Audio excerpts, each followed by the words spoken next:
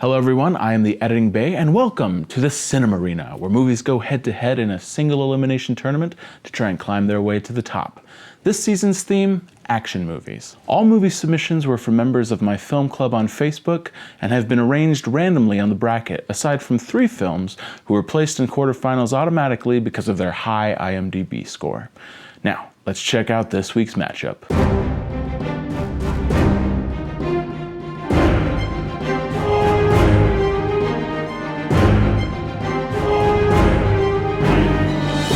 Today we have a powerful lineup with George Miller's Mad Max Fury Road going up against John Wick Chapter 3 Parabellum. These 2 movies will receive scores through 3 rounds of judging. Round 1 will be determined by their writing. Good action comes from good motivation, and good motivation comes from good writing. Round 2, the movies will be judged by their overall performance. That includes acting, stunt work, choreography, etc. And finally, round 3 will be judged by the overall editing of the film, its structure, its visual effects, its special effects, sound design, everything that wraps this movie up into a nice, neat little package that you and me enjoy as audience members. And as a bonus round, if the films have what I consider a wild card or moments in the film that just took my breath away or contributed something significant to the genre, I will include that in their final average score. Now, let's begin.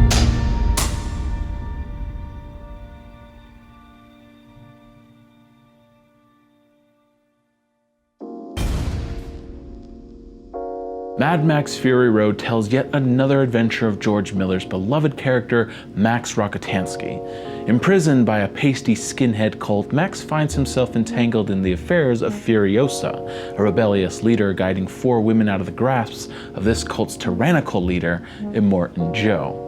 Mad Max has a simple, linear story with very little dialogue. However, I think that's what makes the writing so powerful. The writing isn't so much in the words being spoken, but from the characters' action and the setting around them. When words are spoken, it has a very mystical vibe that further adds to the intrigue of the world. Anghard used to call them anti-seed. Plant one and watch something die. And subtleties like the V8 worshipping gesture and comments about the anti-seed provide enough vagueness that allow for a deeper exploration without spelling it out for the audience. Despite the lore of this dystopia being very interesting, the events in the story are pretty straightforward. This group of escapees goes one way, only to spend the last 20 minutes of the film driving right back. I don't feel this interferes with the consistency of the film, and it doesn't seem like an idea that just had to happen in order to keep the story going.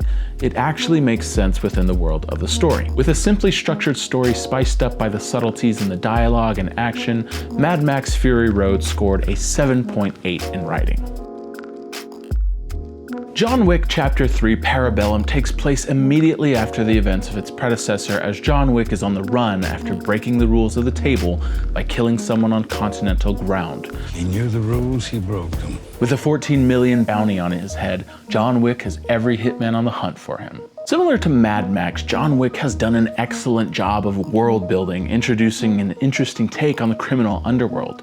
With the film's little nuances like markers, its currency, its massive operating system of contract killings, and the various rules and traditions that each hitman abides by. You present this to me like an answer.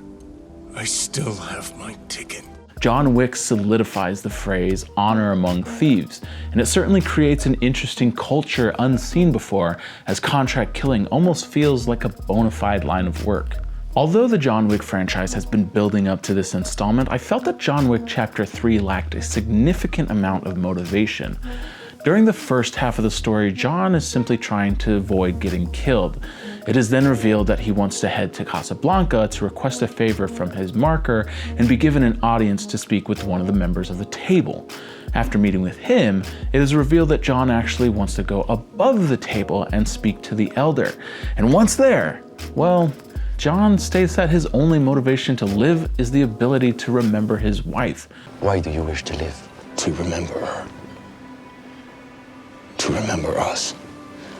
So you seek to live for the memory of love? At this point of the film, I'd say this is where the story started to falter and felt like it didn't really know which direction it wanted to go in, ending with Winston double-crossing John Wick. Oh, he has to die. Which, in my opinion, was not consistent whatsoever, and it felt forced in order to give John Wick another movie deal. I appreciate the furthering exploration of the world John Wick takes place in, and the third installment revealing more information about the table. However, with its seemingly misguided climax, John Wick Chapter 3 Parabellum receives a flat 7.0.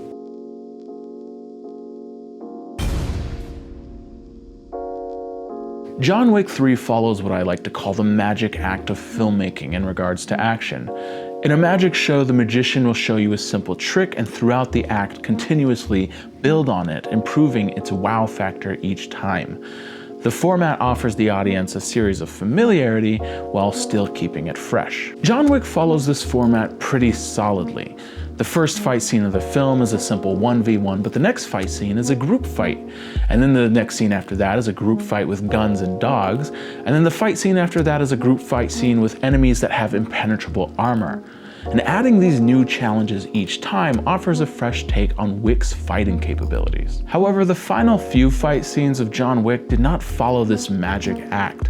Throughout the film, they hyped up this inevitable showdown between Zero and John Wick. Mr. Wick. And to be honest, it was kind of underwhelming. It didn't feel like the grand finale of this magic show. With most of the stunts being performed by the actors themselves, this captured a good balance between well-acted characters and believable stunt performers. Keanu Reeves and Halle Berry's rigorous stunt training paid off to fit John Wick's vibe of realistic violence. Combining all performances in the film, John Wick earned itself a solid 8.6. Mad Max had a brilliant fight scene between Furiosa, Max, and Nuts.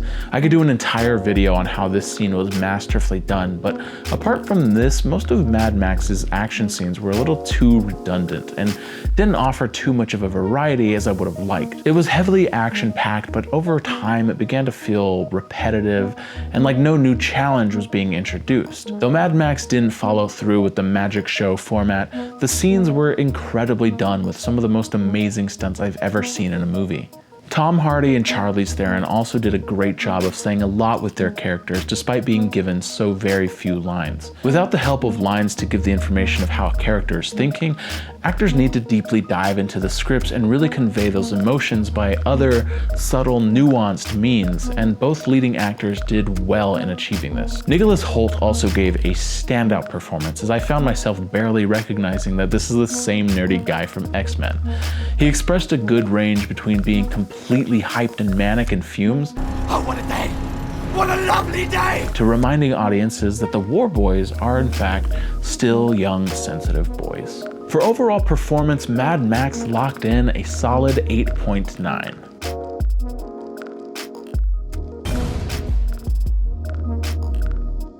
As stated in a previous episode, cutting around fight scenes is sometimes used to cover the fact that actors can't fight.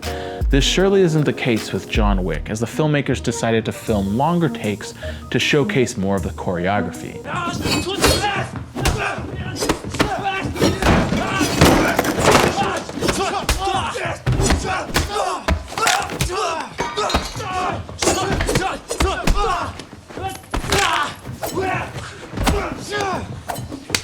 That in and of itself was a good editing decision and helped trend a new way to film action sequences. The visual effects in this film were done well and were subtle enough that it went unrecognizable. Finally, the coloring of the film gave John Wick a very futuristic and colorful comic book style vividness to it. Though never explicitly stating when this film takes place, the coloring provided a very bourgeois vibe of high class, which fits with the narrative of John Wick's reputation. A very well edited film, but nothing remarkable of the film's post-production will land John Wick's editing score at 7.0. There are very few movies with editing that truly understand the musical nature of films. That isn't to say the music itself, but the kind of films that use sound design, dialogue, and score as their instruments and perform a symphony with these tools. Mad Max is one of those films, as each cut is harmonious with the next. And there's a good reason why it won an Oscar for Best Editing. Along with the overall edit of this film, I really enjoyed the coloring of this picture. The visuals were so vivid despite the setting being such a desolate wasteland, which George Miller has commented was his intent. He wanted the visuals to still be beautiful because it represented how people would cling to any beauty they could in such a dystopian place. Mad respect for that artistic choice. The film knew when to be fast-paced, but it also knew when to take its time to allow for moments to build. Mad Max Fury Road earns a solid 9.0 for editing. It's time to tally up the scores, but before I do, I feel John Wick deserves a wildcard point for one of the coolest fight scenes I've ever seen involving dogs. It's hard enough to get the choreography right with actors, but to include animals and to include them tactfully was quite a feat and looked really awesome. Oh, what a bunch of good boys. I have to be honest, this match was pretty tough as both movies are such powerhouses in the action genre. But with John Wick 3 scoring a 7.9 and Mad Max Fury Road earning an 8.5, John Wick 3 is eliminated from the tournament and Mad Max Fury Road pushes on.